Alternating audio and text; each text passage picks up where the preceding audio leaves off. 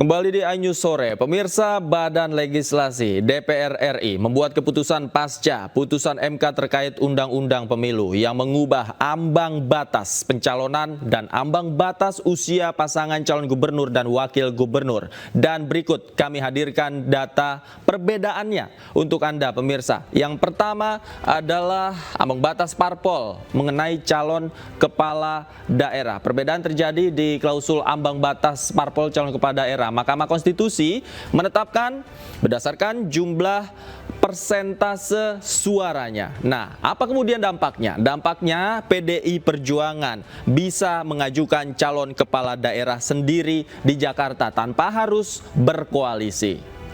Berikutnya, Balik DPR RI menetapkan partai yang memiliki kursi di DPRD. Ini persentasenya 20% dari total kursi DPRD, sementara itu partai non-parlemen menggunakan persentase perolehan suara. Dampaknya apa pemirsa?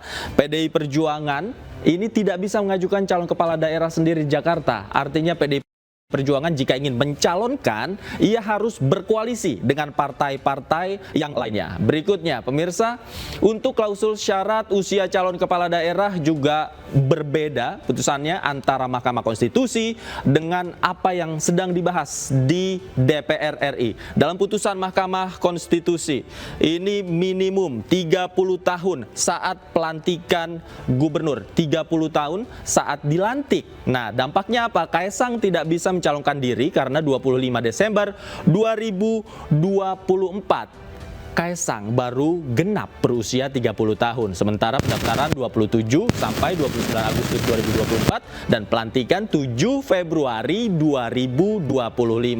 Nah, kami hadirkan data berikutnya pemirsa. Balik DPR RI menetapkan minimum 30 tahun saat pelantikan calon berdasarkan putusan Mahkamah Agung yang menjadi acuan. Kalau tadi acuannya adalah putusan Mahkamah Konstitusi, nah kalau sekarang DPR acuannya Mahkamah Agung.